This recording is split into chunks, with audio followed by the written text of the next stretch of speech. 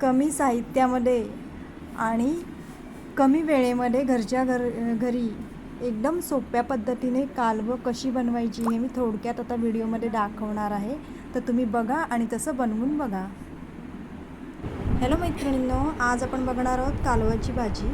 तर कालवं मी स्वच्छ धुवून आणि 5 ते 10 मिनटं पाण्यामध्ये उकळून घेतली आहेत आणि त्याला हळद, मीठ, मसाला असं लावून ठेवलं आहे.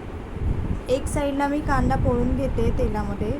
तुम्ही बघत असाल 2 चिरलेले कांदे मी आता फोडणीला घातलेले आहेत आणि त्याच्यामध्ये आलं लसूण पेस्ट टाकलेली आहे. आलं लसूण पेस्टमध्ये तुम्ही मिरचीसुद्धा ॲड करू शकता आवडीनुसार. आता हा कांदा चांगला गुलाबी रंगावर आपण परतून घेणार आहोत. कांदा शिजत आल्यानंतर त्याच्यामध्ये टोमॅटो चिरलेला जो आहे तो आपण ॲड करणार आहोत आणि टोमॅटोसुद्धा व्यवस्थित शिजवून घेणार आहोत. तर इथे बघा मी एक चिरलेला टोमॅटो टाकलेला आहे.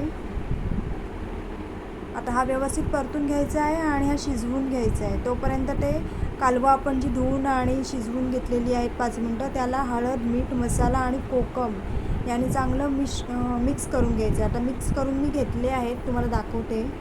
तर अशा पद्धतीने ते मिक्स झालेलं आहे आणि हे आपण जे फोडणी केलेला कांदा, टोमॅटो हे शिजवून घेत आहे त्याच्यामध्ये फक्त ॲड करायचं आहे आणि 5 मिनटं वाफेवर शिजवून घ्यायचं आहे. तर आता याच्यामध्ये टाकलेला आहे गरम मसाला. तुम्ही आवडीनुसार टाकू शकता. तुमचं घरगुती लाल तिखट जे आहे ते टाकू शकता. कांदा लसूण मसाला असेल तोसुद्धा उत्तम.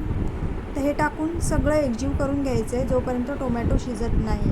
आता टोमॅटो शिजत आल्यानंतर सर्व मसाले आपण ॲड करणार आहोत. वाटल्यास तुम्ही हळद आणि मसाला पुन्हा ॲड करू शकता. तर येथे मी आता कालवांना हळद, मीठ, मसाला चोळून घेतल्यामुळे फक्त घरगुती लाल मसाला टाकलेला आहे आणि तोसुद्धा मी व्यवस्थित परतून घेत आहे.